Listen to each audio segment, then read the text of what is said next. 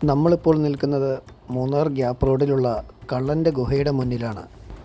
ഈ ഗുഹയെക്കുറിച്ച് കൂടുതൽ അറിയുന്നതിന് മുൻപ് ഇവിടെ താമസിച്ചിരുന്ന നല്ലവനായ കള്ളനെക്കുറിച്ചാണ് നമ്മൾ ആദ്യം അറിയേണ്ടത്.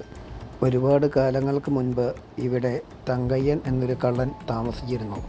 നല്ലവനായ ആ കള്ളനെ ഇവിടുത്തെ നാട്ടുകാർ സ്നേഹപൂർവ്വം മലയിൽ കള്ളൻ എന്നാണ് വിളിച്ചിരുന്നത്. അങ്ങനെ വിളിക്കാൻ ഒരു കാരണമുണ്ട്.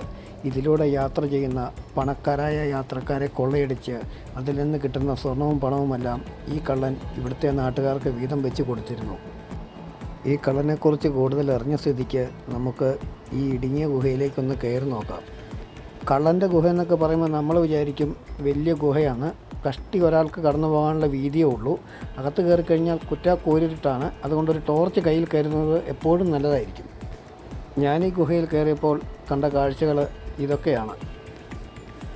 അകത്ത് കയറി കഴിയുമ്പോൾ പെട്ടെന്ന് ചെറിയ ഗുഹയാണെന്ന് നമുക്ക് തോന്നും. അതുകൊണ്ട് തന്നെ ഉടൻ നമ്മൾ തിരിച്ചിറങ്ങാൻ ശ്രമിക്കുകയും ചെയ്യും. അങ്ങനെ ശ്രമിക്കാതെ ആ സൈഡിലേക്കൊന്ന് നോക്കുവാണെങ്കിൽ ഗുഹ ഇങ്ങനെ നീണ്ടു കിടക്കുന്നത് കാണാം. അതുവഴി കയറി ചെന്ന് കഴിഞ്ഞാൽ നമുക്ക് ഗുഹയുടെ ഉൾഭാഗത്തേക്ക് കുറച്ചുകൂടി കയറി ചെല്ലുകയും ചെയ്യാം. കുറച്ച് നല്ല കാഴ്ച കിട്ടുകയും ചെയ്യും. ഞാനങ്ങനെ ഗുഹയുടെ ഉൾഭാഗത്തേക്ക് കയറി ചെല്ലുന്ന കാഴ്ചകളാണ് നിങ്ങളിപ്പോൾ കണ്ടുകൊണ്ടിരിക്കുന്നത്. എന്തായാലും ഈ ഗുഹ ഒരു സംഭവം തന്നെയാണ്. ഇതിനുശേഷം ഒരു മാരക വ്യൂ വേറെയുണ്ട്. ഈ ഗുഹയിൽ നിന്ന് നമ്മൾ പുറത്തേക്കൊന്ന് നോക്കണം. അപ്പോൾ കാണുന്ന കാഴ്ചയുടെ ഫീൽ പറഞ്ഞറിയിക്കാൻ പറ്റില്ല. അത് നേരിട്ട് തന്നെ അനുഭവിക്കണം.